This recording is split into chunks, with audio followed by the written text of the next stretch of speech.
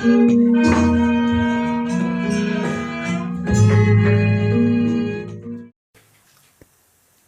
dulu saya ceramah seperti ini, direkam dulu menjadi kaset. Setelah kaset menjadi disk piringan. Kemudian sekarang ada flash disk. Tetapi sekarang lebih maju lagi. Sangat maju. Saat ini juga apa yang kita lakukan di ruangan ini, di tempat yang sangat jauh juga bisa mengikuti. Misalnya di Australia, di Amerika, di Jepang. Mereka bisa mengikuti acara kita di sini sekarang ini juga. Dan itu tidak membutuhkan atau memerlukan alat yang mahal-mahal, tidak. Cukup hanya dengan HP. Banyak yang menunggu Dhamma kelas di Klaten malam hari ini siaran langsung atau tidak, ya. Misalnya tidak siaran langsung, ibu bapak yang punya handphone diam-diam merekam lalu menguploadnya, menyiarkan.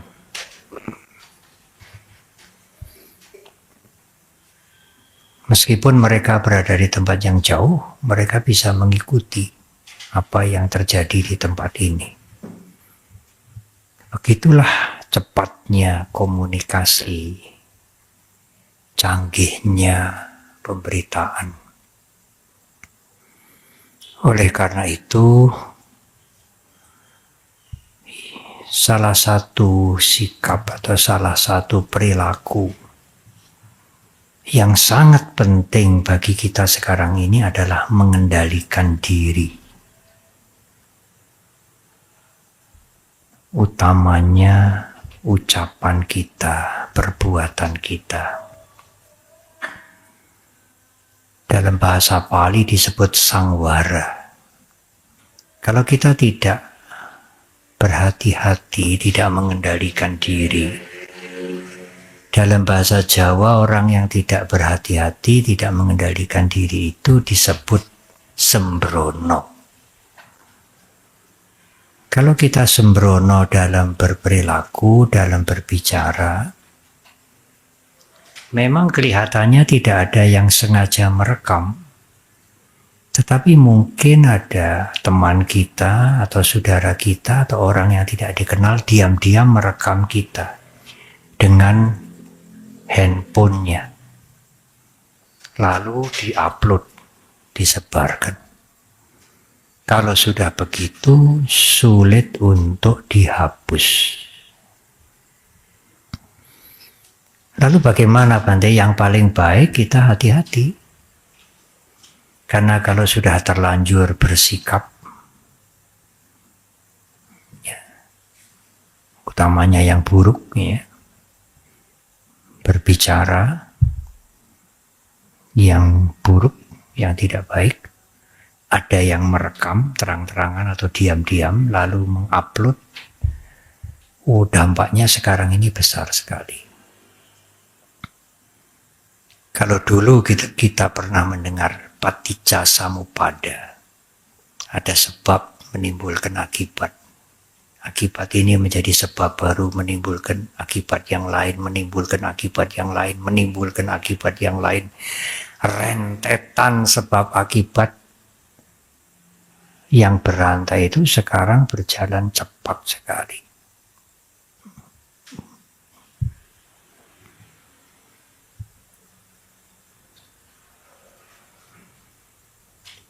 Alangkah baiknya, bahkan sangat baik kalau kita tidak sembrono. Berhati-hati. Guru Agung Buddha Gautama menjelaskan 10 macam kejahatan yang merugikan kita, dan kejahatan itu merugikan orang lain.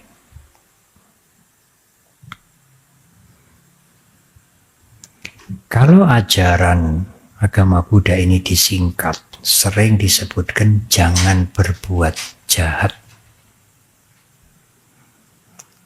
Yang awal, kemudian tambahlah perbuatan yang baik, dan diakhiri dengan bersihkan pikiran kita sendiri. Ketiga-tiganya memang penting. Tidak berbuat jahat, menambah kebaikan, membersihkan pikiran. Tetapi kalau ada pertanyaan, kalau ditimbang-timbang Bante, yang paling awal, yang paling penting yang mana? Yang paling awal, yang paling penting adalah jangan berbuat jahat. Karena kejahatan itu merugikan orang lain. Seandainya Anda menunda berbuat baik, seandainya ibu bapak dan saudara belum mampu berbuat baik, bolehlah dikatakan tidak apalah untuk sementara. Apalagi tidak bisa bermeditasi, tidak mampu atau belum mulai melatih, enggak apalah. Tetapi jangan berbuat jahat adalah keharusan. Jangan berbuat jahat. Saya enggak bisa itu Bante. Enggak apa ya Bante? Tidak. Saya tidak akan mengatakan tidak apa-apa. Jangan berbuat jahat.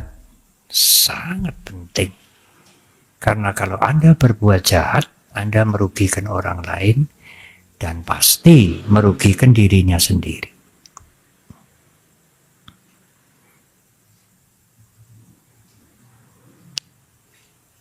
Perbuatan jahat pertama yang disebutkan oleh Guru Agung kita adalah panatipata, membunuh makhluk. Dalam ajaran agama Buddha, dalam Dhamma tidak hanya membunuh sesama manusia, membunuh makhluk juga kejahatan. Ya termasuk menyakiti. Membunuh itu termasuk tidak dengan tangannya sendiri. Menyuruh orang untuk membunuh atau menganjurkan orang untuk bunuh diri. Itu pembunuhan.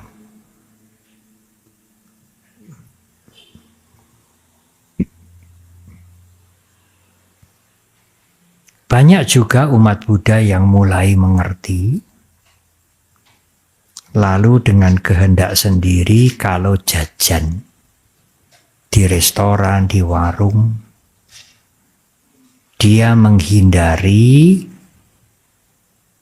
binatang, terutama ikan atau udang yang hidup-hidup dibunuh waktu itu untuk disajikan dia menghindari. Saya tidak yang itu.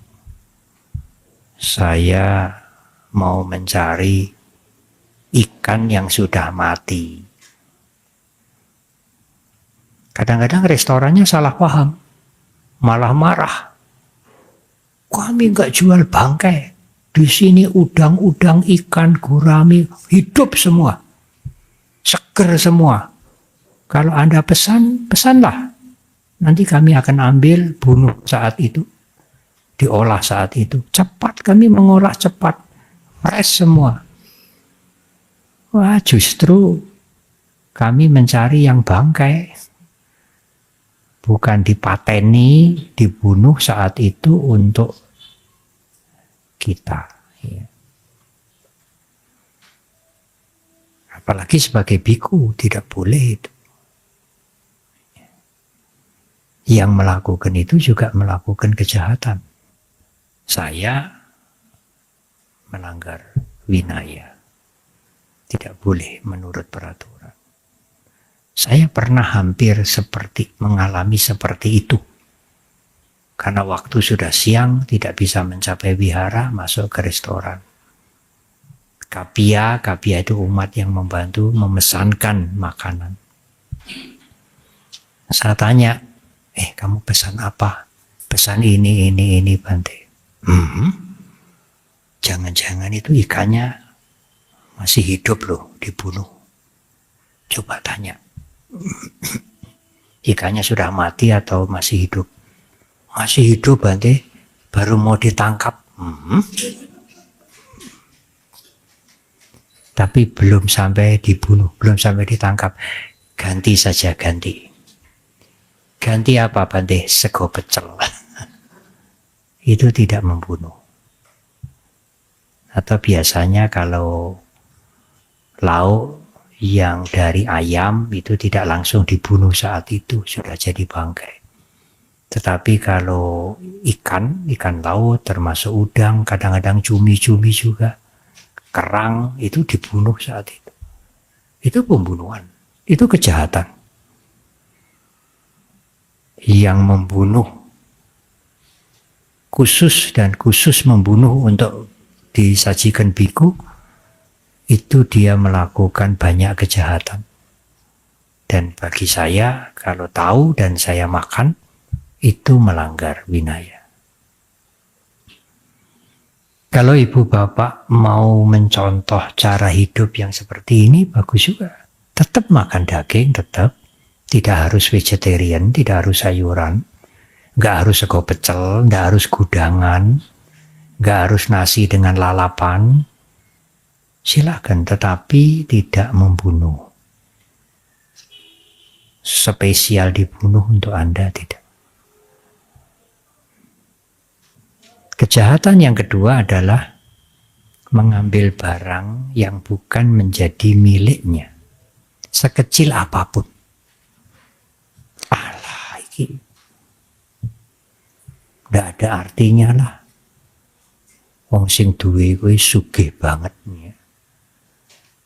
Ini barangnya banyak banget, keleleran, buahnya, belimbingnya, mangganya, jambunya juga keleleran, ya saya ambil.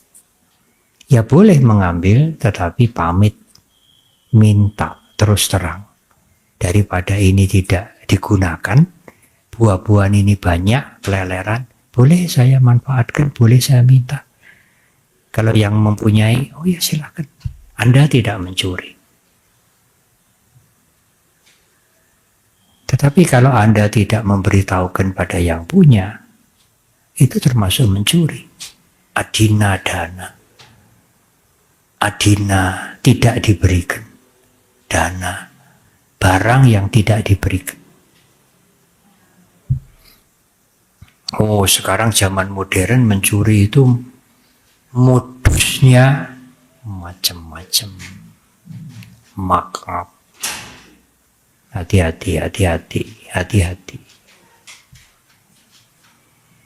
Di dalam masih ada kursi.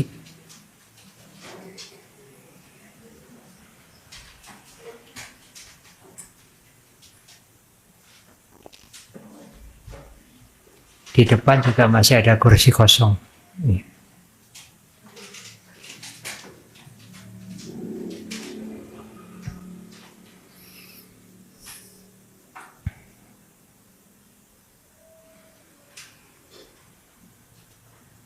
Itu termasuk mencuri. Sang penjual diminta membuat nota yang tidak biasa, tidak sesuai dengan harganya, lalu nanti dibayar sesuai dengan harganya, lebihannya diambil oleh yang membeli. Yaitu markup, itu mencuri.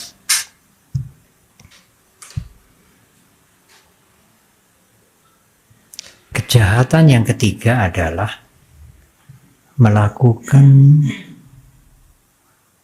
hubungan seksual yang bukan dengan pasangannya.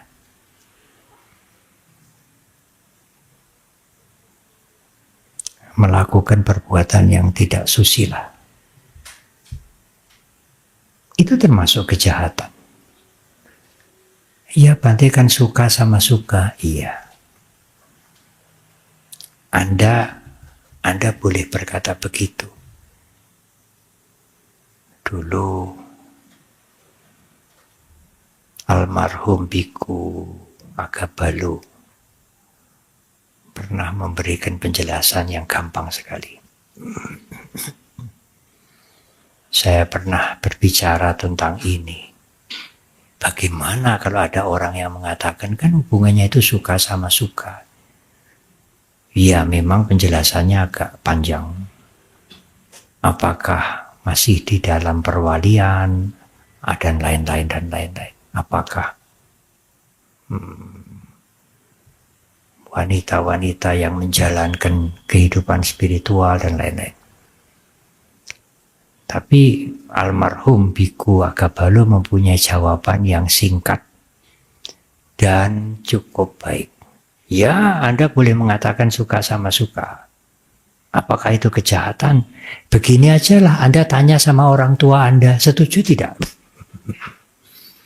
Bahasa anak muda, setuju kagak orang tuamu kalau kamu melakukan hubungan seksual dengan dia di luar lembaga pernikahan yang resmi? Siapa orang tua yang setuju? Itu berdampak sosial dalam kehidupan berumah tangga dan tidak baik untuk yang melakukan sendiri, untuk dirinya sendiri.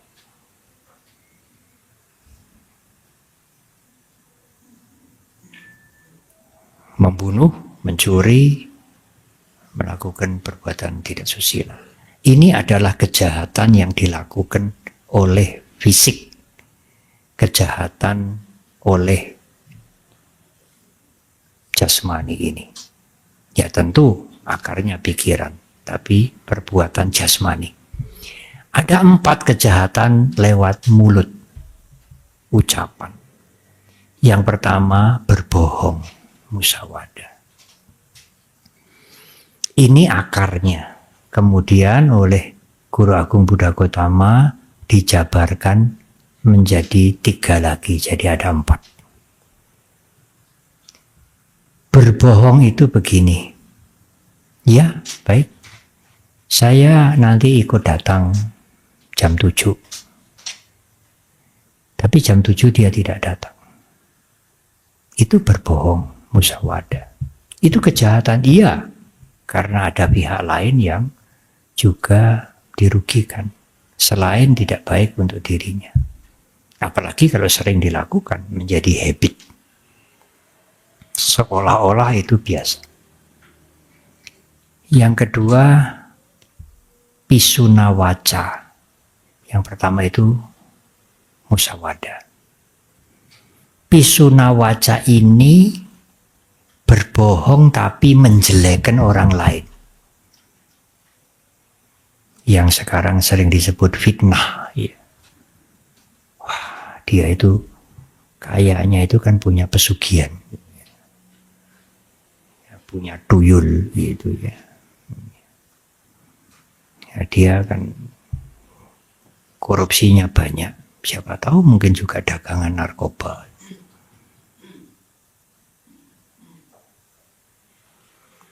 Kelihatannya begitu. Ya, kalimat itu tidak benar. Kalimat itu jelas bohong. Dan menjelekkan orang lain yang tidak melakukan perbuatan itu. Pisuna waca. Yang ketiga, kejahatan yang ketiga, parusa waca. Bicara kasar. Apa bicara kasar itu kejahatan? Oh ya, itu kejahatan. Nah, sekarang ini baru menjadi berita di mana-mana. Bahasa kerennya bullying. Anak-anak, termasuk yang sudah dewasa juga. Biasanya yang dibully itu yang kedudukan sosialnya lebih rendah. Yang membuli itu punya hubungan kuasa yang lebih tinggi. Nggak mungkin anak buah bully bos sih, nggak mungkin. Kalau anak buah bully bos ya cukup sekali ya sudah dikeluarkan.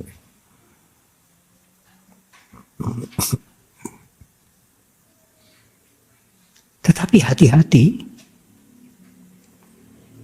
Kita membaca berita, lihat di televisi, ada yang dibully sampai bunuh diri. Bully tidak harus dengan fisik, belum tentu dengan fisik, dengan kekerasan, dengan ancaman atau dengan minta materi, minta uang. Yang banyak itu bully dengan mulut. Wah, itu dampaknya besar sekali.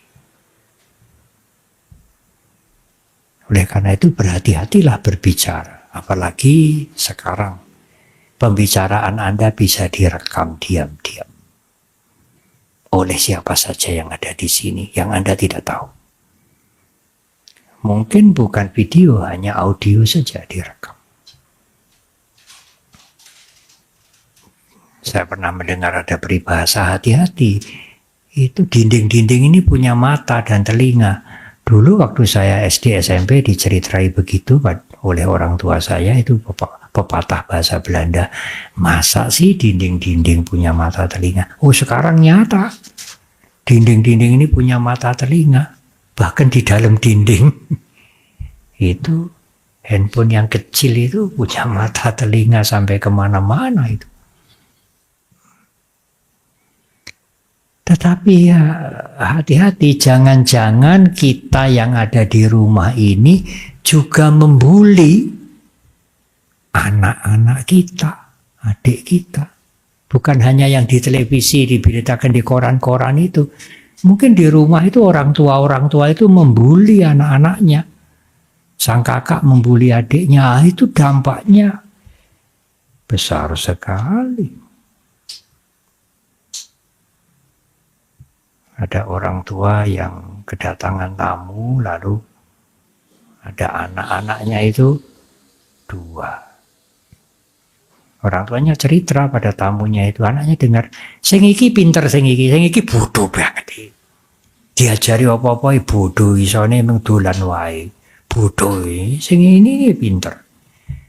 Apa baik kalimat seperti itu? Sepertinya kalimat itu biasa saja. Loh nyatanya bodoh banget, malah bodoh nih. Bedek, dendam. Yang ini ya baik. Anak akan mendengar itu. Dan itu akan tidak hilang dalam ingatan dia. Sampai nanti mungkin dewasa. Apakah ibu bapak sudah pernah mikir begitu? Mengendalikan mulut, tidak mengucapkan yang buruk kepada anaknya. Kalau nanti anaknya rapotan, evaluasi belajar, oh kamu harus lebih giat lagi untuk meningkatkan nilaimu ini, kamu bisa. Jangan bodoh kamu ini, masa ini nilainya begini, bikin malu orang tua. Jadi kalau anaknya pandai itu yang senang orang tua, bukan anaknya. Itu tidak baik kalimat itu. Hindari kalimat itu. Kamu harus berjuang. Kamu mampu. Pasti mampu.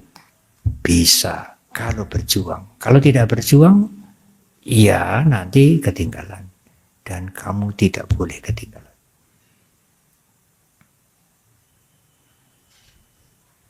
Saya pernah diceritai kalau orang barat itu anaknya batuk-batuk. Ibunya itu, cepat minum obat. Ya. cari obat atau nanti mama cari, ibu carikan obat untuk supaya tidak batuk. Kalau orang Asia lain, anaknya es terus.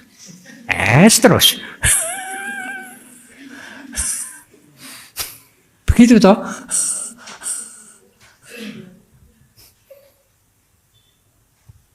Beda banget cara memperlakukan anak. Yang satu dengan kasih sayang, berusaha untuk mendekati, mengobati, yang ini nuduh. Jadi kalau sering dibegitukan anak-anak ya antipati. Dan itu bisa menjadi ingatan buruk di kemudian. Bodoh, apalagi ya, ndrugal, goblok. Coba disimpan. Apa tidak ada kata-kata lain yang positif?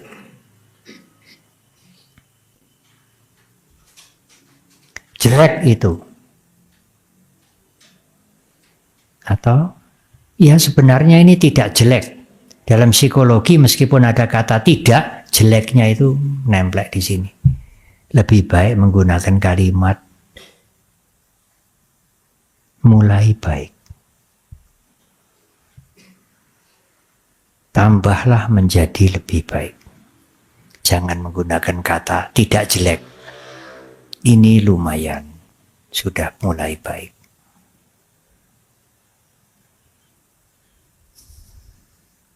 Ya, dia tidak sakit. Meskipun ada tidak, sakitnya masuk di pikiran. Ya, dia mulai sehat. Dia sudah cukup sehat. Sakitnya berkurang. Ya. Jangan gunakan itu bagi orang yang sakit. Ada kalimat lain yang bisa kita pilih. Tetapi kata-kata itu juga bisa mendorong orang, tidak hanya bullying yang diingat oleh anak kita, diingat oleh karyawan kita, ya. Ada seseorang yang punya pegawai yang sangat baik, tetapi ya karena sesuatu hal dia ingin resign, ya, ingin keluar. Dia pamit. Tetapi sang majikan, waduh, gelo banget. Dan tidak bisa menjaga dirinya keluar kalimat yang tidak baik. Begitu dia pamit, majikannya ini Buddhis, karyawannya juga Buddhis. Anicca wata sangkara. Sebetulnya kalimat itu netral. Anicca wata sangkara, semua perpaduan itu tidak kekal. Jadi kalau Anda dulu masuk jadi pegawai lalu keluar itu ya tidak kekal. Tapi kata-kata anicca wata sangkara itu untuk orang mati. Jadi begitu dia pamit mau keluar, bosnya anicca wata sangkara. Langsung, apa doakan saya ini lekas mati. Oleh karena itu berhati-hatilah menggunakan kalimat. Lalu bosnya, Bante kalau saya dikata-kata begitu enggak apa-apa Bante. Saya enggak merasa didoakan mau mati apa. Lah iya, apakah seluruh dunia ini bisa berpikir seperti Anda? Mungkin Anda sudah arahat. Sehingga dikatakan anicca wata sangkara, Anda tidak sakit hati, Anda seimbang, tenang seimbang. Mungkin Anda sudah arahat. Tapi apakah masyarakat ini semua Anda menyamakan seperti diri Anda? Kalau Anda menganggap semua ini seperti diri Anda, harus seperti Anda, itu ego yang besar sekali. Keakuan yang besar sekali. Dan itu menunjukkan Anda jarang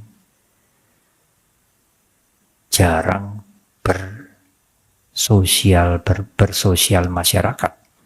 Bersosialisasi atau bermasyarakat. Karena masyarakat tidak akan berpikir seperti Anda yang sudah arahat itu, ya dalam tanda petik. Saya dikatakan, babi kamu, ya. anjing kamu. Enggak apa-apa, Bante, saya enggak sakit hati, enggak apa-apa. Lah iya Anda, yang lain bagaimana? Goblok kamu. Enggak apa-apa, saya enggak apa-apa dikata gitu, hanya suara saja. Iya Anda. Yang lain bagaimana? Masyarakat bagaimana? Kecuali Anda hidup sendiri di hutan. Apakah Anda tidak memahami dalam kehidupan bersosial bermasyarakat? Apakah tidak ada kalimat yang lain yang lebih baik? Itulah parusa waca, kalimat yang kasar. Saya ingin sebaliknya. Kalau Anda bisa menggunakan kalimat yang baik, kalimat yang baik itu bisa berguna loh. Mungkin tidak untuk Anda, untuk yang mendengar. Yang mungkin Anda tidak menyadari. Ada satu cerita pada kehidupan yang lampau, Guru Agung Buddha Gautama waktu masih sebagai bodhisattva. Suatu pagi bodhisattva ini sebagai pemuda jalan pagi. Dia berpapasan dengan seorang kaya. Sekarang mungkin konglomerat begitu ya. Sama-sama jalan. Waktu berpapasan itu ada bangkai tikus. Konglomerat ini ngomel sendiri. Tikus ini kalau dimanfaatkan bisa bermanfaat juga. Bangkai tikus ini kalau mau digunakan bisa bermanfaat juga. Pemuda yang bodhisattva itu berpikir, ini yang ngomong orang kaya dan sukses. Ini tentu tidak ngomong ngelantur. Bukan omong kosong, ya. Sampah palapa itu kejahatan ucapan yang keempat itu sampah palapa, omong kosong, mungkin sekarang hoax, ya. Itu kejahatan itu. Dia berpikir ini orang sukses, orang kaya, tentu ngomongnya nggak carcor, ngomongnya tentu ada artinya. Lalu bodhisattva yang pemuda itu memungut bangkai tikus ini, ditenteng, dibawa sambil jalan. Sambil mikir, ini bisa berguna, ini bisa bermanfaat. Menurut bapak itu. Waktu dia berjalan beberapa ruas jalan, ada ibu-ibu yang keluar lihat pemuda bawa bangkai tikus. Nak, ini bangkai tikus. Mau dibuang? Kasih saya aja. Kucing kui sakit. Nggak mau makan. Mungkin kalau ada bangkai tikus, kucing kui mau makan. Nggak kasih uang sedikit. Dia dapat uang sedikit. Dari bangkai tikus itu. Dia pikir uang ini untuk apa? Bukan untuk saya sendiri. Di dalam cerita Jataka itu dikatakan dibelikan molasis. Molasis itu gula yang kasar banget, yang masih cair. Nah,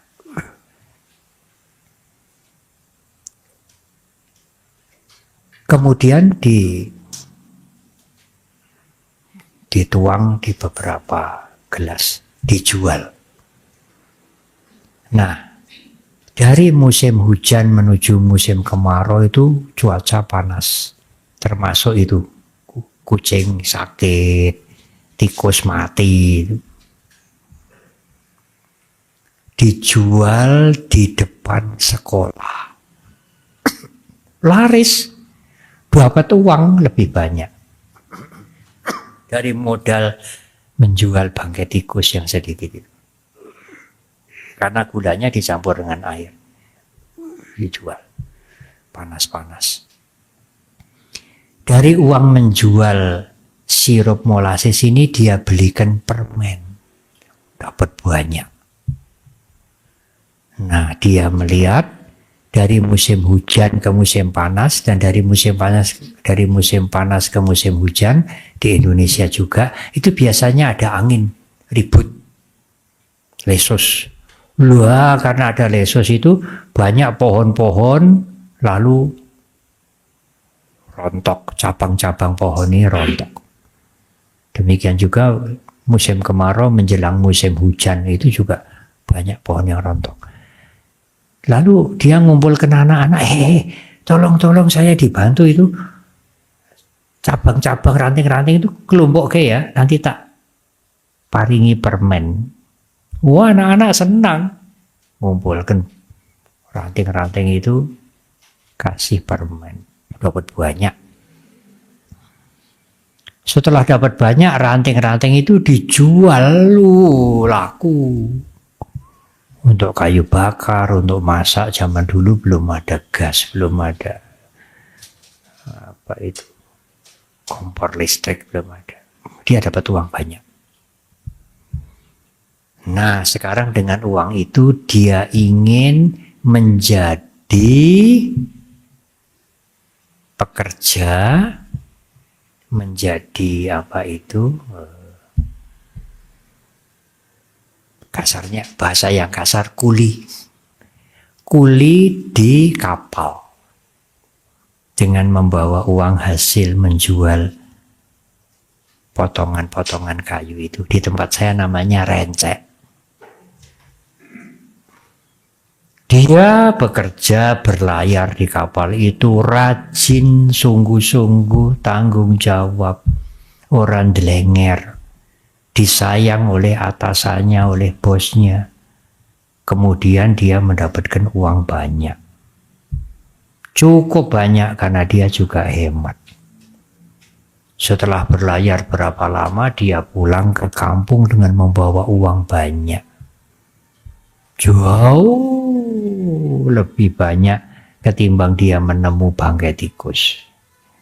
Karena keuletan, karena kejujuran, karena rendah hati, dia punya integritas. Memang integritas itu tidak dibangun kemarin sore, itu dibangun lama.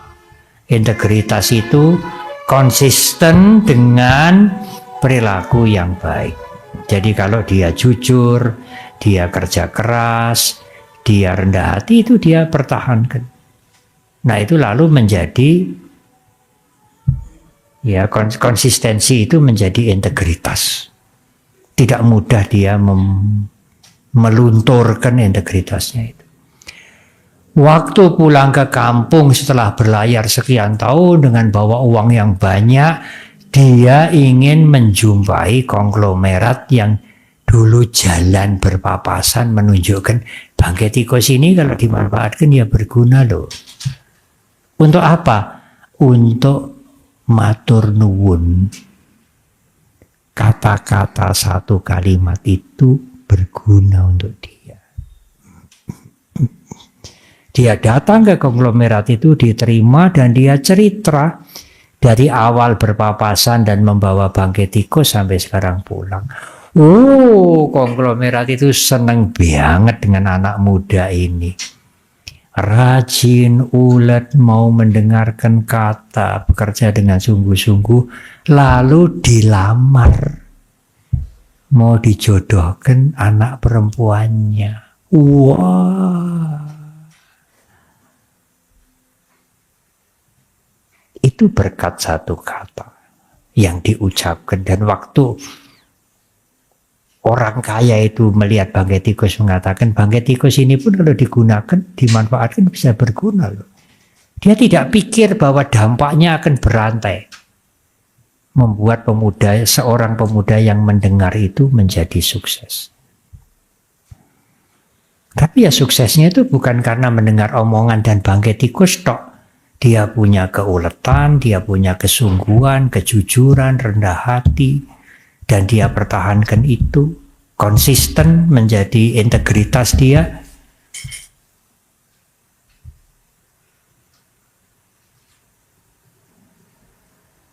Itu perjuangan, tidak diminta. Kalau toh dia mau minta pada siapa? Kalau datang ke orang kaya itu tidak kenal ujuk-ujuk arep ngutang gitu mungkin apa iki sapa iki? Ujuk-ujuk teko-teko arep utang sapa iki? Tidak dikenal. Tapi sekarang dia datang untuk berterima kasih, betul-betul berterima kasih, tidak ingin minta apa-apa. Dan dia cerita apa yang dia alami. Oh, dia dilamar jadi mantu. Mau dijodohkan sama anaknya. Itu dari ucapan. Oleh karena itu, jangan mengucapkan yang sembarangan. Apalagi bullying. Jangan-jangan Anda sudah kebacut membuli anak-anak Anda bertahun-tahun mungkin ya. Stop, cari kalimat yang lain.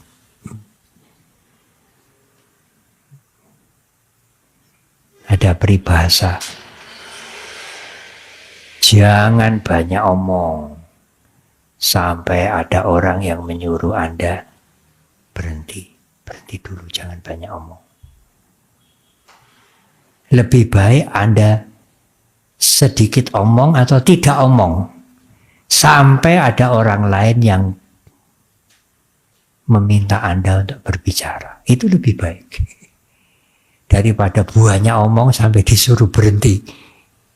Lebih baik mengurangi omong. Tidak omong sampai kondisi memang perlu ibu bapak omong atau orang lain meminta Anda untuk omong. Itu lebih baik daripada omong banyak di stop. Cerita yang kedua. Ada seorang peramal. Ya, peramal ini kadang-kadang benar, kadang-kadang ya tidak benar. Kadang-kadang dia tidak percaya ramalannya sendiri. Dia ngeramal, tapi dia tidak percaya sendiri. Ingat Sang Buddha waktu Pangeran Siddhartha waktu berumur 7 hari. Oh, itu datangkan 108 peramal. 100 peramal sulit meramalkan bayi ini zaman dulu di India. Apalagi raja punya anak laki-laki. Peramal-peramal yang pandai-pandai didatangkan untuk meramalkan hari depan anak ini. 100 peramal dia. Sulit, ini anak istimewa. 8 peramal, 7 peramal begini. Nah, ini untung sudah lewat kampanye, nanti dikira saya kampanye. 7 peramal. Anak ini kalau tidak menjadi raja dunia, jadi raja spiritual. 2 kemungkinan. Kalau tidak ini, ya ini. Tapi ada peramal yang paling muda, karena paling muda mungkin tidak begitu digubris oleh yang lain.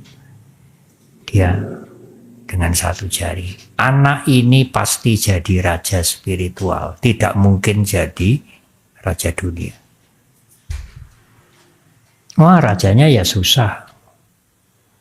Anak laki satu-satunya untuk menjadi penerus raja, penerus successor, penerus menjadi raja. Kecuali anak ini tidak melihat empat penderitaan. Kalau dia melihat 4 penderitaan ini, dia meninggalkan istana. Mau mencari jalan untuk membebaskan penderitaan. Makhluk-makhluk. Nah, setelah Pangeran Siddhartha meninggalkan istana bertapa, umur 29, kondanya ini benar ini ramalanku. Dia meninggalkan istana. Lalu dia mencari anak dari 107 peramal. Karena peramal yang 107 itu sudah meninggal semua. Karena peramal-peramal yang terkenal itu umurnya 70, 75, 80. Nah, Siddhartha meninggalkan istana 29. Berarti umurnya kalau hidup umurnya sudah 100 lebih. Banyak yang meninggal. Jadi anaknya dicari, ketemu 4. Bersama kondanya, sekarang kondanya menjadi yang paling tua di antara yang 5 ini. Waktu meramal 29 tahun yang lalu, dia paling muda. 29 tahun kemudian, mungkin umurnya sudah 70 lebih. Sekarang mungkin umur dia waktu itu mungkin sudah 80. Dia cari anak-anak dari yang peramal yang lain tuh ketemu 4. Ayo. Kita menemani Pangeran Siddhartha bertapa. Nanti kalau mendapat pencerahan, dapat ilmu, kita orang-orang pertama yang diajari dulu. Jadi yang berlima ini tidak ikut menyiksa diri bertapa, hanya menemani saja. Menunggu nanti kalau Siddhartha mendapatkan pencerahan, mencapai pencerahan, kita dapat lebih dulu. Kita menjadi murid yang pertama, sebelum yang lain menerima ajaran. Tetapi waktu pertapa, waktu Pangeran Siddhartha meninggalkan cara yang ekstrim, yang hampir saja beliau meninggal dunia, karena tidak makan sama sekali, sampai kurus, sampai katanya kalau perutnya dipegang tulang punggungnya bisa terasa. Lalu Pangeran Siddhartha, ini tidak benar. Bermewah-mewah di istana ya tidak mencapai pencerahan, menyiksa diri hanya tenang-tenang saja. Apa yang saya cari, penderitaan ini sebabnya apa, bagaimana membebaskan makhluk-makhluk dari penderitaan, tidak bisa didapatkan. Pencerahan tidak mungkin dicapai kalau badannya rusak kayak begini, hanya tenang saja. Lalu Siddhartha ambil makan supaya badannya sehat. Lah, 5 pertapa ini termasuk kondanya menjadi sekarang tidak percaya. Padahal dulu dia kekeh, pasti bayi ini meninggalkan istana menjadi raja spiritual. Dan betul-betul Siddhartha meninggalkan istana umur 29, kondanya tambah yakin, betul itu ramalan saya. Tapi setelah Siddhartha mengambil makanan supaya badannya tidak kurus, tidak sengsara, supaya cukup sehat, termasuk kondanya tidak percaya. Dia meninggalkan Siddhartha. Dan temannya yang 4 itu diajak, ayo kita pergi. Wis iki Siddhartha wis gagal. Ora usah dikancani. Awake dhewe lunga wae. Jadi peramal yang meramal dengan sangat gigih pun suatu saat dia juga bisa tidak percaya dengan ramalannya sendiri. Nah, ada peramal meramalkan 2 orang. Kamu ini memang gak bisa kaya. Kamu ini balung miskin. Tulang miskin. Kalau di ilmu tradisi Tionghoa, kalau anak lahir itu balungnya ditimbang. Saya dulu tidak ngerti. Balungnya ditimbangi, caranya nimbang balungnya piye. Dia punya rumus sendiri, lahir hari apa, jam berapa. Oh, ini beratnya tulang sekian. Ini tulang pekerja, ini tulang raja, ini tulang makmur, ini tulang miskin. Kalau yang ini tulang miskin. Kalau ini tulang kaya raya. Yang tulang miskin ini untungnya tidak down dia. Diramal begitu mentalnya tidak hancur. Jarang. Meskipun ramalan itu palsu, kalau orang diramal begitu, gelisah. Dulu ada biku-biku palsu yang masuk rumahnya orang. Hati-hati. 3 bulan lagi saudara akan pakai putih-putih. Ada kematian, takut bukan main. Apalagi kalau orang itu tidak mengerti Dhamma. Masuk rumah-rumah orang. Untuk selamat Anda harus bikin kias sekian puluh juta, Bapak. Yang mengerti Dhamma sih, wah maaf saja ya, saya tidak percaya. Saya punya guru sendiri di Mendut. Kalau yang tidak mengerti Dhamma bisa ketakutan itu, meskipun itu termasuk apa itu ya? Termasuk bullying juga. Mengancam untuk mendapatkan uang. Nah, yang dikatakan tulang miskin ini untungnya tidak down dia. Gak apalah saya dikatakan tulang miskin. Saya mau berusaha sebaik-baiknya, hemat, berusaha semampu saya, terus. Yang dikatakan dia tulang orang kaya, nanti kamu akan mati di atas harta. Males. Ditawari kerja ini, kerja itu gajinya hanya kecil. Saya ini tulang kaya, bukan tulang pegawai. Terus bertahun-tahun sampai dia diusir dari keluarganya, tidur di emperan, yang tulang kaya ini. Tapi tetap optimis, saya ini tulang kaya, suatu saat nanti saya akan jadi orang kaya. Yang dikatakan tulang miskin ini juga kerja rajin. Meskipun tidak kaya raya, dia tidak pernah kekurangan. Sampai suatu ketika yang tulang kaya yang tidur di emperan ini sakit. Tidak ada yang menolong keluarganya. Ini orang ini malas banget ini. Lalu dia mati di bawah pohon yang ada gundukannya. Gundukan itu adalah hartanya pencuri yang ditanam di situ. Jadi betul dia mati di atas harta, tapi hartanya pencuri. Yang ditanam di bawah pohon itu, disinggahke, kalau sudah aman nanti harta itu akan diambil. Dia mati di situ. Di atasnya harta yang ditanam pencuri itu. Oh, kalau begitu peramalnya itu, ya Bante ya, manjur apa ya, cun ya, cun. Peramalnya itu betul ya, betul. Tetapi hasilnya ya betul. Yang miskin tapi tidak miskin. Tidak kaya tapi tidak miskin. Dia mempunyai hidup yang baik. Yang tulang kaya ini mati di atas harta, betul mati di atas harta, tapi hartanya pencuri. Oleh karena itu berhati-hati. Berhati-hati menyampaikan kalimat, mengucapkan sesuatu, dan juga berhati-hati menangkap kalimat. Menangkap kalimat apakah lewat WA, lewat unggahan WA teman kita, lewat medsos. Hati-hati. Kalau Anda dikirimi TikTok, dikirimi video pendek-pendek, mau forward ya, mau share, hati-hati juga. Iki bener ora iki. Jangan-jangan ini hoax. Andai kata benar, yang terima ini nanti kira-kira bagaimana?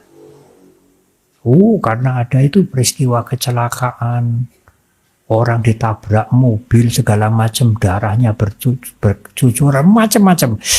Yang mengerikan itu. Ada juga umat yang kirim pada saya. Saya pikir ya kalau dikirim pada teman dia bagaimana? Kalau yang menerima itu ngeri, takut, jerih, itu pikiran negatif loh. Dia menyebarkan kejahatan. Sehingga pikiran yang membaca, melihat itu negatif. Takut, ngeri, was-was. Lain kalau TikToknya itu, kalau yang di-share itu membuat orang bahagia, senang, gembira, apalagi mendapatkan pengertian yang baik. Wah, bagus ini, bagus. Karena itu kalau mau share itu ya pikir dulu. Ini sungguh-sungguh terjadi, baru terjadi di daerah kami ya. Kejadian itu bagaimana nanti kalau orang lain menerima share dari saudara? Senang? Susah? Ngeri? Takut? Dampak apa kira-kira? Ya Anda tidak bisa persis memperkirakan, tetapi sebagai sesama manusia kita bisa memperkirakan itu. Kalau memang dampaknya negatif, simpan saja atau delete, buang. Meskipun itu mungkin kejadian nyata. Nah, kejahatan yang dilakukan oleh jasmani ini membunuh atau menyakiti atau menyebabkan pembunuhan, mengambil barang yang bukan menjadi hak kita, melakukan perbuatan yang tidak susila. Kejahatan yang dilakukan oleh ucapan adalah berbohong, menjelekkan orang lain, Dan orang itu tidak seperti yang kita ceritakan, berkata yang kasar, yang bisa menimbulkan trauma atau kesan tidak baik, yang akan mempengaruhi mental seseorang. Lalu yang keempat, sampah palapa, hoax, omong kosong. Tidak menjelekkan orang lain, tidak fitnah, ya mungkin tidak kasar, tapi omong kosong, membual. Apa kira-kira ya? Hati-hati loh, nanti tanggal 9 bulan 9 tahun 99 itu akan kiamat. Dulu itu ramai sekali, buktinya sampai sekarang ya belum. Ya berita-berita seperti itu hati-hati sekali. Ya. Apalagi ya, banyak sekali ya. Saya tidak ingat dan tidak berusaha mengingat. Ya. Pulau Jawa yang nanti Merapi meletus kan sigar jadi loro, pecah jadi dua. Menurut ini paranormal ini. Saya dapat kiriman dari sana, dari seberang Pulau Jawa.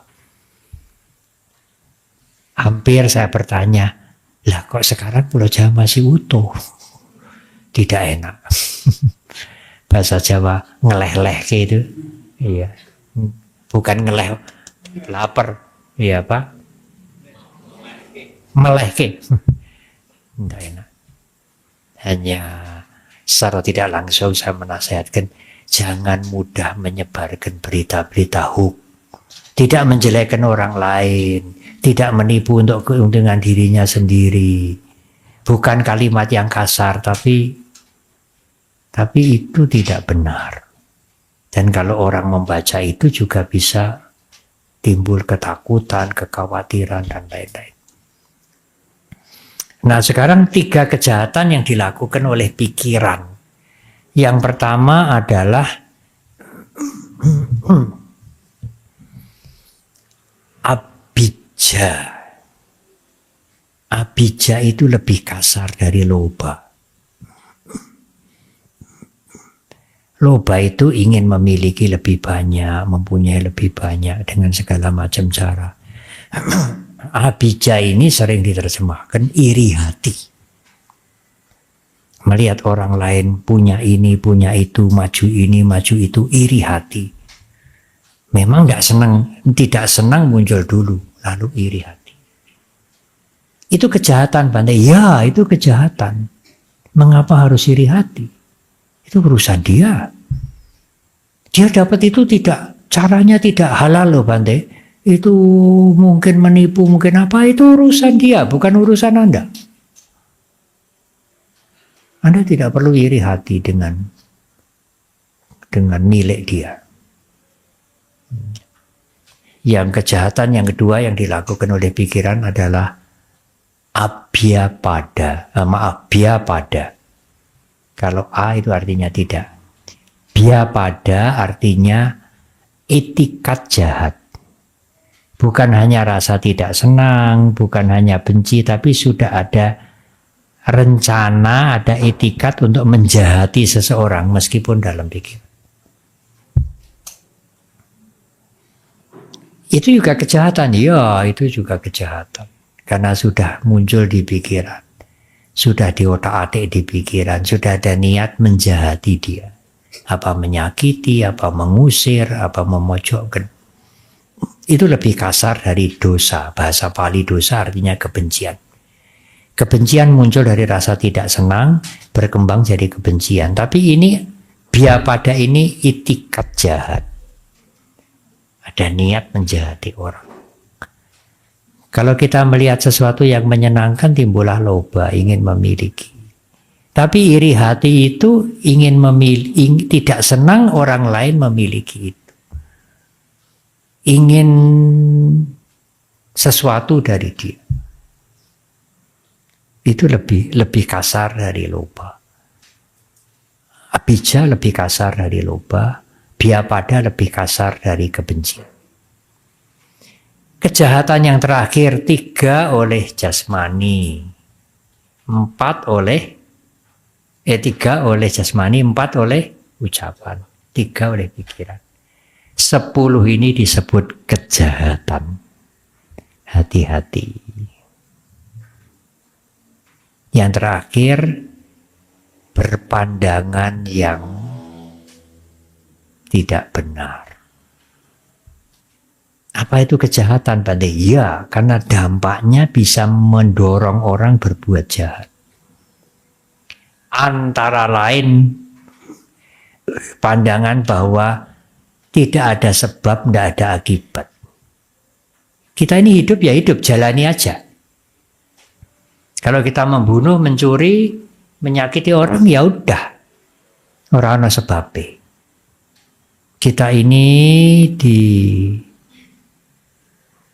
difitnah oleh orang lain, barang kita dicuri oleh orang lain, ya tidak ada sebabnya terjadi begitu saja. Kita berbuat jahat ya nggak ada akibatnya, berbuat baik ya nggak ada akibatnya, nggak ada sebab, nggak ada akibat. Nah, kalau orang berpandangan seperti ini juga termasuk cikal bakal kejahatan. Dia bisa melakukan kejahatan apa saja, wong yang dilakukan itu tidak ada akibatnya. Dan yang kita alami ini juga tidak dari sebab.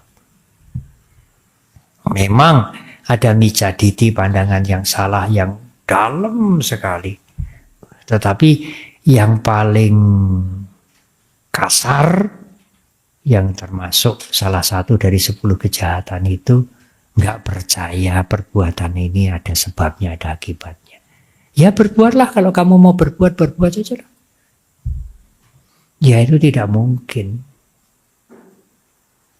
Kalau Anda tiba-tiba berkata-kata kasar, maki-maki, mengumpat orang lain, nah tidak usah menunggu lama-lama. Orang yang diumpat, dimaki-maki itu juga akan membalas kepada Anda. Apa itu tidak ada akibatnya?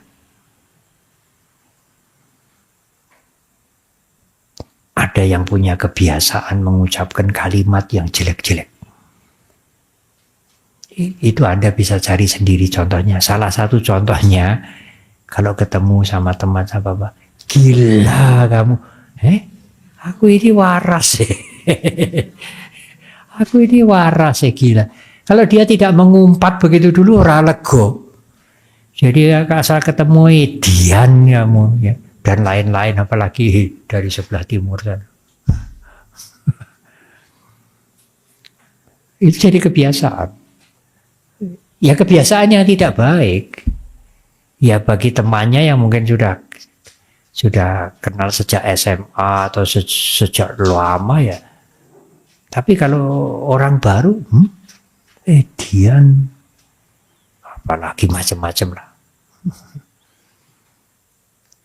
Itu ya saya ada begitu, Bante, ya kalau begitu mulai sekarang berhenti. Bagaimana bisa berhenti, Bante? Wong itu sudah keperucut. Kalau Anda punya sati, Anda punya kesadaran, punya awareness, ya mindfulness, mau itu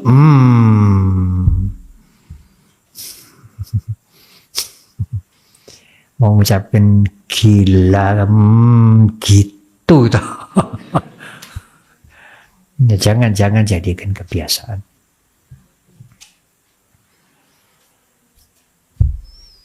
Ada pertanyaan menarik. Waktu saya menguraikan 10 kejahatan ini. Loh Bante, kalau kita minta tuntunan di sarana Pancasila itu kan ada Surameraya Majapa Madatana Weramani Sika Padang Samadhyami. Tidak minum minuman keras yang memabukkan. Loh, minuman keras kok tidak ada di 10 ini? Kalau Anda tadi menyimak, Anda pasti tanya itu. Kalau Anda tidak menyimak, nggak ngeh. Apa 3 kejahatan oleh jasmani? Membunuh atau menyakiti, mencuri, berzina. Apa 3 kejahatan oleh ucapan?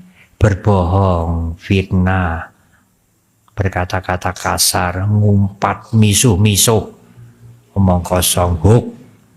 Apa kejahatan oleh pikiran? Iri hati, itikat jahat, berpandangan salah. Lah, minuman kerasnya bukan kejahatan ya Bante. Jadi boleh.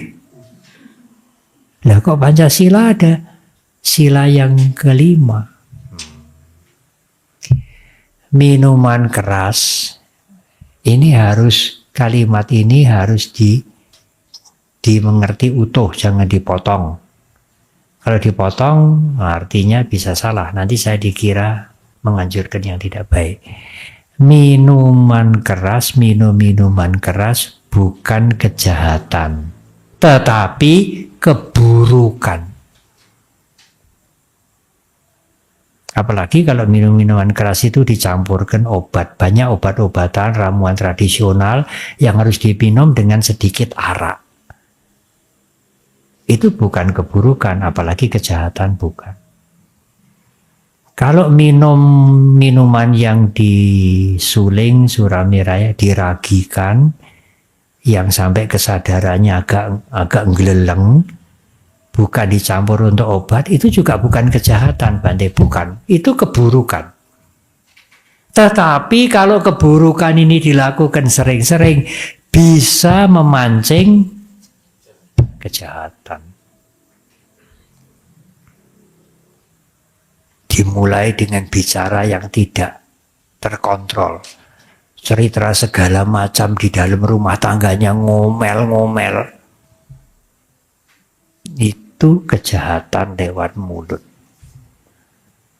Yang bukan istrinya, apalagi dia belum berkeluarga, dia mabuk, lihat lawan jenis, dia bisa mengganggu. Itu bisa kejahatan asusila. Kalau dia sudah ketagihan, dia bisa mencuri, nodong, cari duit, itu dia kejahatan mencuri. Dan bisa-bisa sampai membunuh. Meskipun dalam Pancasila itu ditulis paling belakang. Tapi yang paling belakang ini koncone oke. 1 botol, 2 botol. Lama-lama Anda masuk di dalam botol itu. Tidak bisa keluar. Ucapan tidak terkendali, perilaku tidak terkendali, sampai mencuri, membunuh, dan lain-lain. Oleh karena itu, memang perbuatan yang buruk dalam Dhamma belum tentu jahat. Buruk, jahat itu merugikan orang lain. Buruk itu tidak merugikan orang lain, tapi merugikan dirinya sendiri. Tapi kalau buruk dilakukan terus-menerus jadi habit, ya orang lain menjadi korban. Berhati-hatilah berbuat buruk. Meskipun hanya sedikit, kalau itu menjadi kebiasaan, karena ada kenikmatan di situ, lalu bisa menjadi kejahatan. Yang sudah terlanjur berbuat buruk, agak lama mulai sekarang stop. Termasuk mengumpat, berbicara kasar yang dianggap bukan keburukan, mulai sekarang ya stop.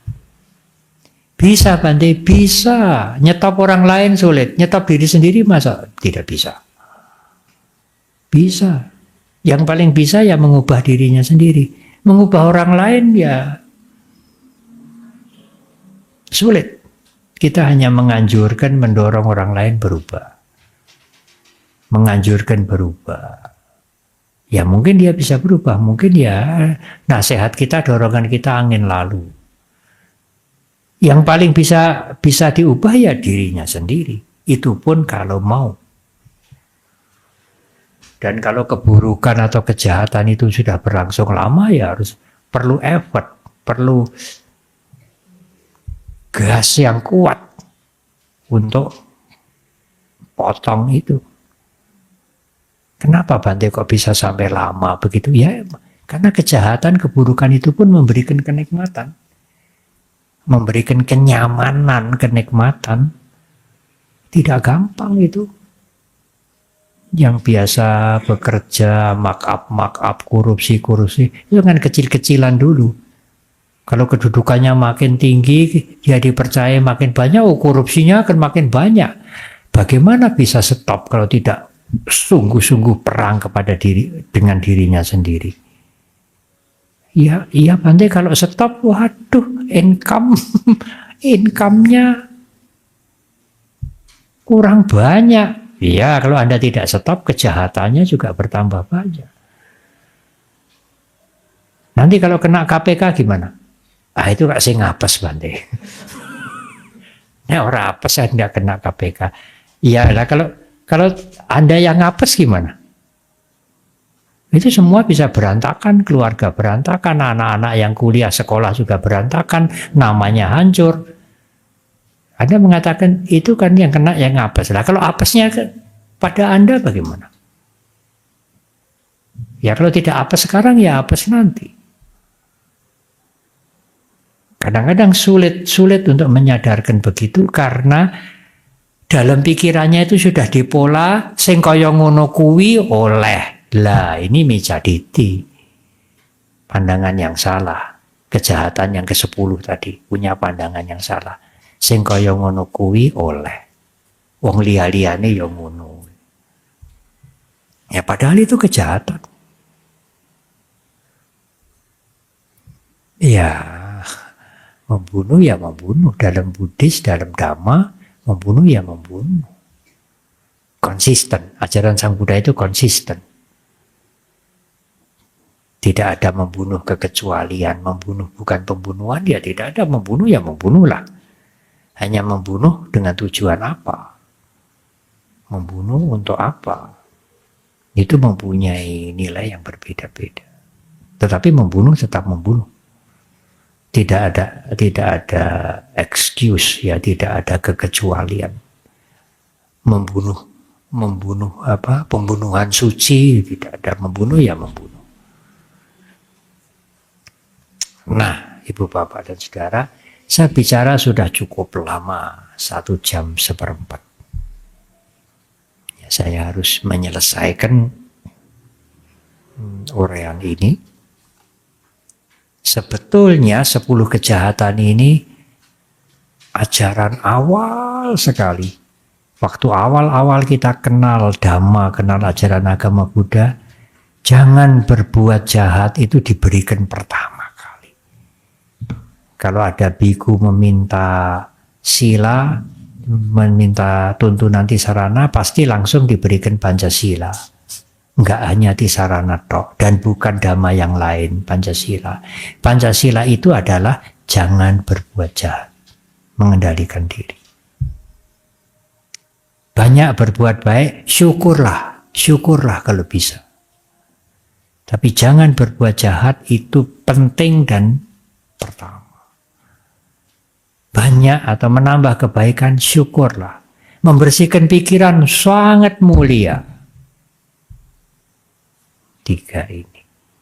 Nah, 10 kejahatan yang diuraikan itu supaya Ibu Bapak sekalian, Anda sekalian mengerti ini loh kejahatan yang harus dihati-hati.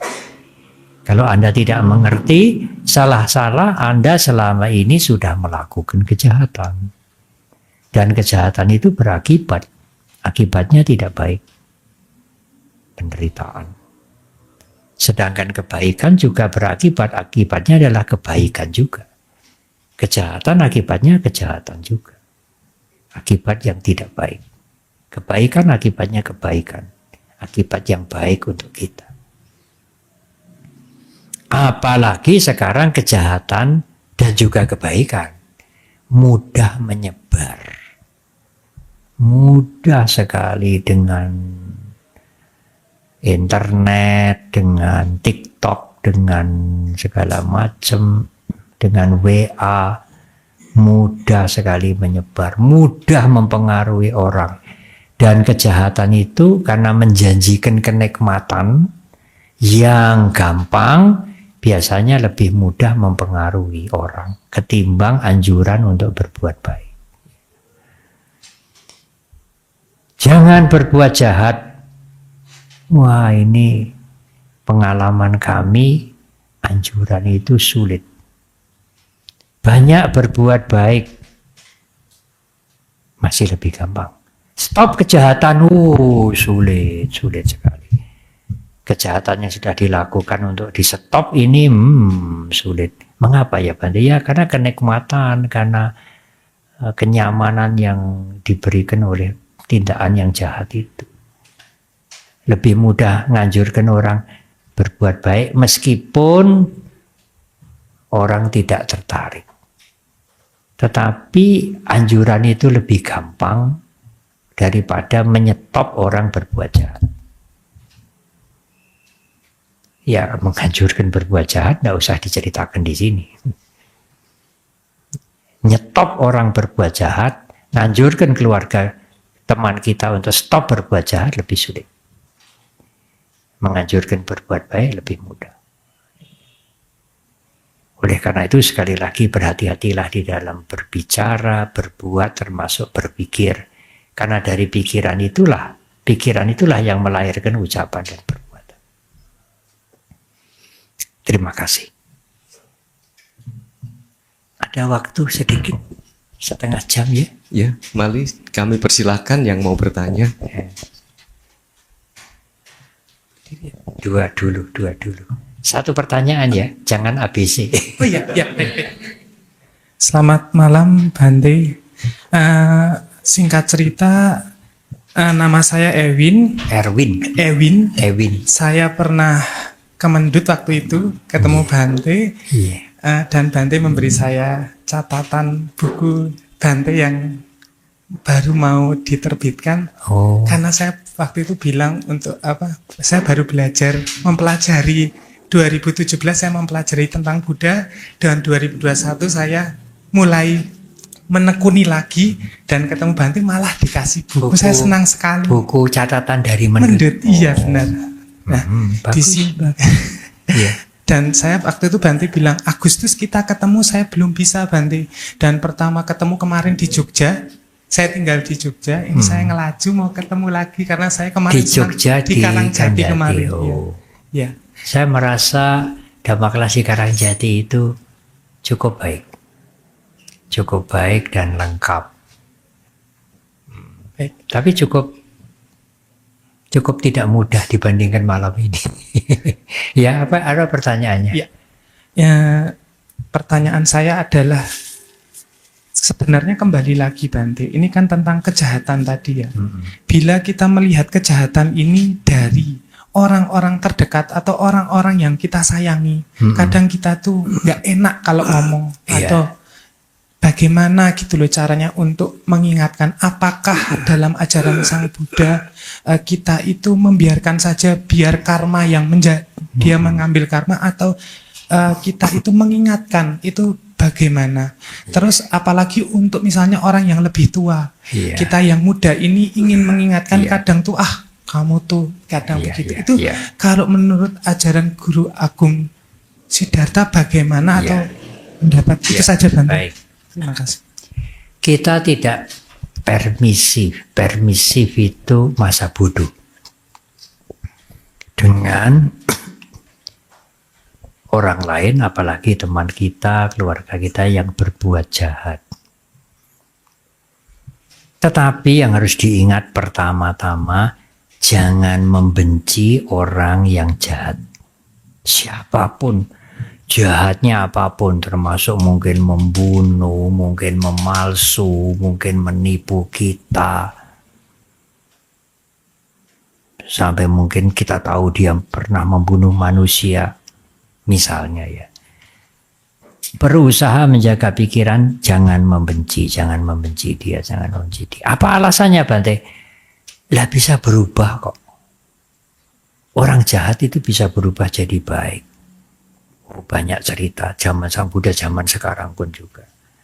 Meskipun orang baik juga bisa terpengaruh menjadi jahat. Dan tugas para guru pendidik di sekolah, tugas orang tua, tugas rohaniwan agama ini kan sebetulnya memperbaiki mereka-mereka yang dianggap berbuat yang buruk, yang jahat. Bukan menghukum. Memperbaiki supaya sadar dari kejahatannya menjadi lebih baik. Karena itu tidak ada alasan untuk membenci. Lalu bagaimana Bante memperbaikinya? Lah, jangan keburu nafsu.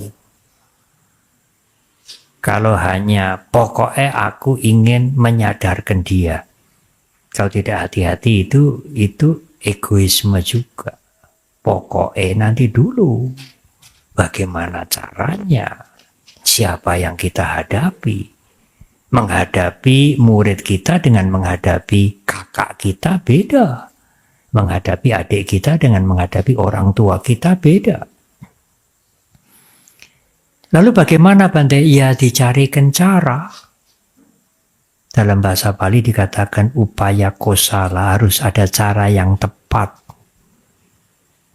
Mungkin melihat kesempatan, memberitahu secara tidak langsung, atau minta tolong teman dekat orang tua kita, yang dekat dengan orang tua kita, yang dengan orang itu orang tua kita menaruh hormat. Tolonglah Pak D, tolonglah diberitahu, ayah saya ini gemar minum minuman keras. Lah itu sudah lama minumnya, itu makin lama makin banyak. Lalu bikin masalah di keluarga, tidak bisa kendalikan emosi. Nah, kita ini anaknya ini sulit memberitahu. Ya tolonglah ya, tolong. Ya mungkin itu kakaknya ayah kita, adiknya ayah kita, atau orang lain yang disegani. Itu juga salah satu cara. Lewat orang ketiga, tidak berbicara langsung. Demikian juga kalau seseorang melihat guru berbuat yang tidak baik, murid karena kasih sayangnya pada guru itu bukan lalu gurunya dor gitu ya, salah kamu ya. Tetapi justru muridnya ingin bagaimana memperbaiki guru saya ini. Lalu caranya dicari dengan cara tidak langsung. Atau mungkin kalau kita ketemu kita cerita-cerita pakai perumpamaan, syukur mengerti. Kalau tidak mengerti ya kita sudah ada usaha. Anda sudah berusaha untuk melakukan yang baik kepada guru Anda. Ya mungkin sang guru mengerti. Hanya di depan Anda tidak mengatakan, ya aku ngerti, aku harus berubah, mungkin tidak. Tetapi mungkin kemungkinan ada kemungkinan dia mengerti. Demikian juga untuk yang lain-lain. Kita tidak setuju dengan kejahatan, kita tidak senang dengan kejahatan. Karena menyenangi kejahatan itu kejahatan juga. Aku senang pada cara-cara yang tidak benar. Apa itu mencuri lah, apa itu dan lain-lain. Saya tidak senang dengan kejahatan. Saya tidak setuju dengan kejahatan. Tapi dengan orang yang berbuat jahat, saya berusaha untuk memperbaikinya. Semaksimal saya. Kalau tidak ada jalan lain mentok bagaimana Bante? Ya dengan pikiran Anda saja.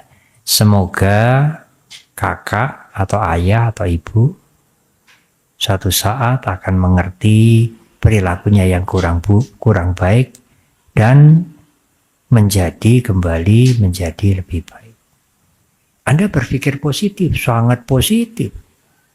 Ya tidak berpikir yang negatif. Delengke wae.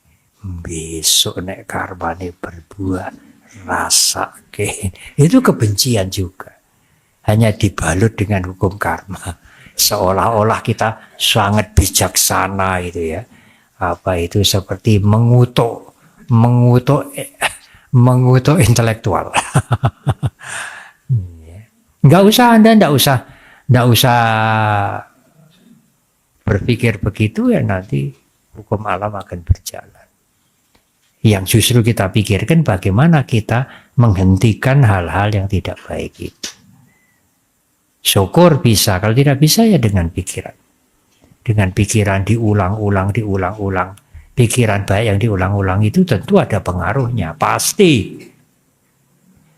Nggak usah mohon pada Buddha, pada siapa, nggak usah, hanya semoga ibu ayah saya atau kakak saya menjadi lebih baik. Itu meta, karuna juga. Ya, silakan. Selamat malam Bante, saya Andi. Di awal tadi Bante menyatakan bahwa yang paling penting adalah tidak berbuat jahat. Iya. Padahal kalau menurut pendapat saya pribadi, semua kebaikan dan kejahatan itu dimulai dari pikiran, karena pikiran adalah pemimpin dan pelopor. Iya. Mohon pencerahannya Bante. Terima kasih. Iya, iya. Begini, kalau bisa mengendalikan pikiran ya baik, amat baik. Karena yang diucapkan apa sajalah.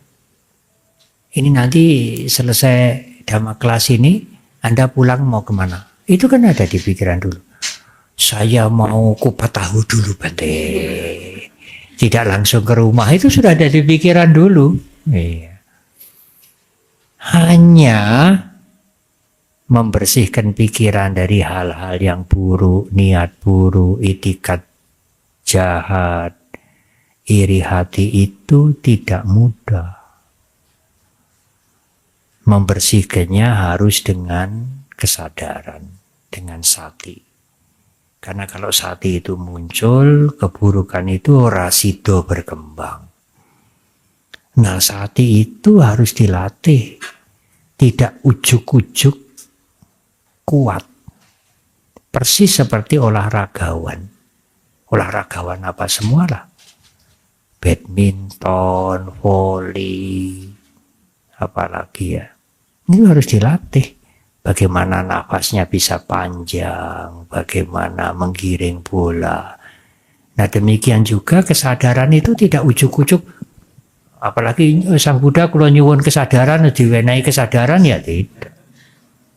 Itu harus dilatih dengan meditasi. Nah, kalau kesadarannya itu sudah lumayan, dia bisa melihat pikirannya. Karena kalau kesadaran itu hadir, sampajanya mesti hadir. Sampajanya itu pertimbangan yang baik. Itu seperti uang, ini gambarnya gini, ini gambarnya begini. Jadi kalau Anda memegang sekeping uang ini dapat dua gambar otomatis. Tidak hanya satu gambar. Sekeping uang ini gambar ini lain, gambar ini lain. Nah, demikian juga kalau sati, kalau kesadaran itu muncul, sampajanya pertimbangan yang jernih itu masih muncul. Ora apik iki. Tidak bagus ini. Nah, kalau kesadarannya cukup kuat, dia akan berhenti. Berhenti di pikiran. Demikian juga kalau timbul keinginan yang baik, disadari. Saat duduk meditasi, kebaikan itu pun ya dinetralkan. Tapi dalam kehidupan sehari-hari, oh ini baik, saya mampu kok. Saya mampu melakukan. Hanya persoalannya menjaga, mengelola, membersihkan, menjaga, membersihkan, mengelola pikiran ini tidak mudah. Karena itu Sang Buddha memulai dengan jasmani dulu, dengan sila dulu. Jangan berbuat jahat. Tapi pikiran saya masih kepengen jahat, ora apa-apa dulu. Ora apa-apa dhisik. Sing penting aja tumindak jahat dulu. Pikirannya dibersihkan nanti. Karena kalau menunggu pikirannya bersih dulu, wah ini kejahatannya selak ngombro-ngombro ini. Oleh karena itu 8 unsur jalan mulia dimulai dengan pengertian benar, pikiran benar. Tapi Sang Buddha menganjurkan ngelatihnya dari sini dulu, bukan dari sini dulu. Karena ini urusan jasmani, bicara yang baik, yang benar, berbuat yang benar, berpenghidupan yang benar. Kalau yang jahat ini dikurangi, maka kita berusaha ke dalam. Yang jahat-jahat yang lain jangan ditimbulkan, yang baik ditimbulkan. Lalu melatih kesadaran bermeditasi. Kalau meditasi kita lumayan, kemudian ini pikiran kita menjadi lebih baik. Jadi 8 ini dimulainya bukan dari sini, dimulainya dari sini dulu, ke sini baru selesai. Yang kasar dimulai dulu. Menjaga ucapan dan perbuatan dimulai dulu. Jaga pikiran ini halus sekali. Kadang-kadang saya menjelaskan tentang pikiran itu orang-orang tidak mudeng. menjelaskan tentang kesadaran itu tidak mengerti. Bante, saya datang ke sini ikut Dhamma kelas ini kesadaran saya loh Bante. Nggak ada yang memaksa, nggak ada yang mengancam. Saya datang ini karena kesadaran saya.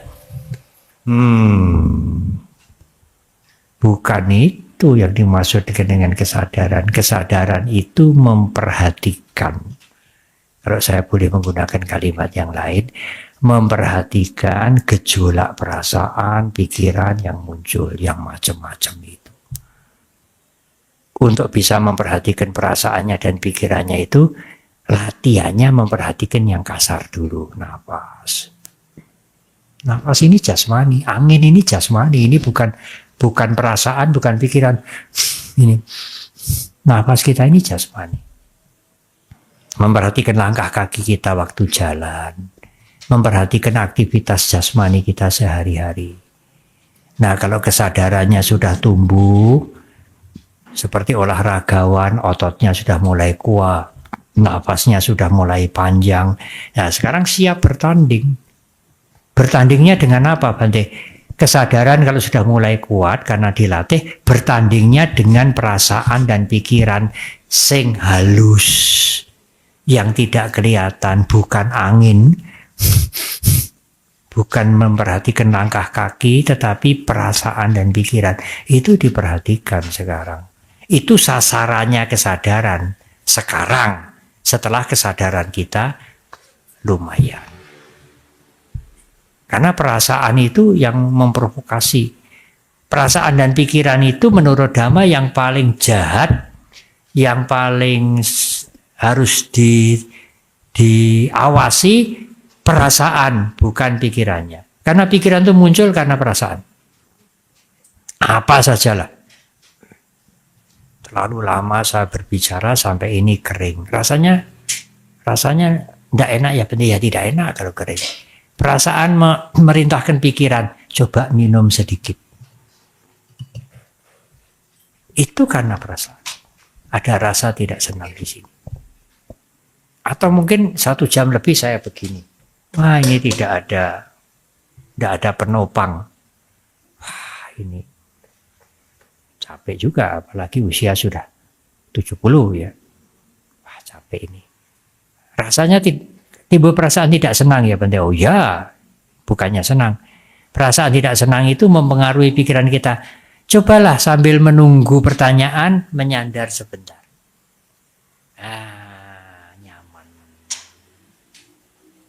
Tapi kalau menyandar begini lama-lama, karena ini tidak ada busanya, ini tajam ini. Lingir ini tajam. Sakit juga ya. Bangkit. Sakitnya hilang. Apa saja coba? Apa saja yang dilakukan, direspon oleh pikiran itu datang dari perasaan, wedana. Karena itu perasaan itu berbahaya, jangan main-main, jangan sembrono. Apa semua perasaan itu direspon oleh pikiran, Bante? Direspon. Hanya lalu dilaksanakan atau tidak, lihat keadaan. Misalnya melihat barang gemeletak. Menurut psikologi Buddhis, melihat sesuatu, mendengar sesuatu itu yang muncul pertama kali perasaan. Bukan pengenalan, senang dulu. Oh, itu jam. Tetapi antara perasaan dan pengenalan itu cepat sekali. Senang dulu lalu menyadari itu jam. Lalu pikiran berkembang, orang sing duwe dan lain-lain. Tamu-tamu sudah pulang. Ada jam ketinggalan, ya siapa tahu ini sengaja ditinggal kok. Wong mau berdana tanpa nama. Wah, itu pikiran pintar sekali itu. Mencari pembenaran itu pintar sekali. Ambil. Lalu kemudian Mas Eko masuk, yang lain masuk. Terpaksa tidak jadi mengambil. Terpaksa. Beda kalau Anda menggunakan kesadaran Anda. Timbul rasa senang karena melihat jam. Oh, senang toh. Begitu senang ini diketahui, disadari dengan kesadaran, dengan Dengan perhatian, dengan sati, senangnya ini lalu turun. Enggak sampai berlanjut memprovokasi pikiran untuk mengambil. Kalau luput menyadari rasa senang Bante sampai timbul keinginan untuk mengambil, bagaimana? Nah sekarang yang disadari pikirannya. Karena perasaannya tadi sudah kebobolan, sudah lewat. Sampai perasaan itu menyuruh pikiran untuk mengambil. Nah sekarang pikirannya disadari, arep njupuk tuh. Nanti keinginan untuk mengambil itu turun. Lah kalau pikirannya luput disadari bagaimana Bante? Ya diambil. Kalau sudah diambil nanti konangan ya jadi masalah. Meskipun tidak dipolisikan ya hati-hati loh. Nek ono dhamma kelas lagi hati-hati karo wong kae lho. Itu suka ngambil barang yang ketinggalan, tidak fair itu, tidak fair. Tidak diserahkan kepada pengurus. Nah, itu manfaat kesadaran. Yang saya sering mencontohkan kan, Buddhis itu sebagai pedoman berusaha meminta kita untuk melihat ke dalam dulu sebelum reaktif. Kalau Anda tidak melihat ke dalam, reaksi itu bisa berbahaya.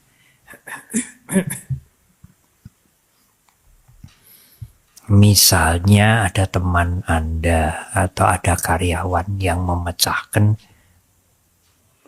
patung atau benda yang mahal sekali, mungkin puluhan juta. Kalau Anda dilapori itu bendanya itu, patungnya itu pecah atau mobilnya itu tabrakan, kredit belum lunas ya. Kalau orang biasa bermeditasi punya kesadaran, apa yang muncul di sini disadari dulu. Mesti orang senang.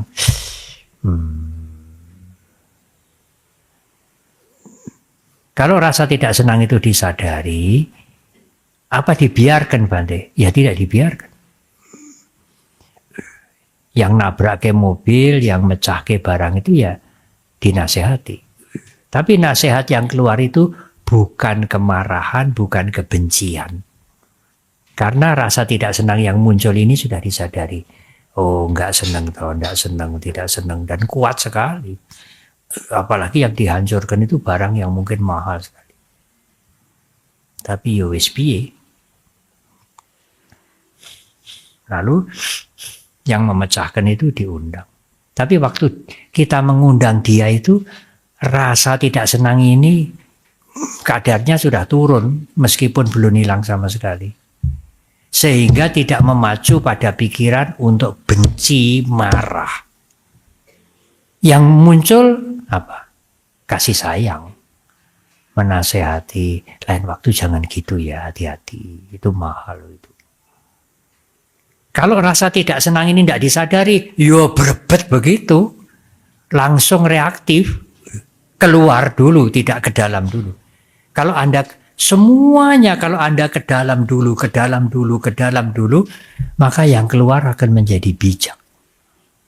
Tapi kalau Anda langsung keluar, itu bisa timbul keserakahan, kebencian, kemarahan, dan lain-lain. Kamu ngerti itu ya, itu mahal sekali. Saya gaji kamu tiap bulan sampai kamu mati, lahir lagi, ora bisa ganti. Ya omongannya halus, tapi itu kebencian juga. Oleh karena itu, Dhamma selalu lihat dulu ke dalam. Sekalian kita latihan.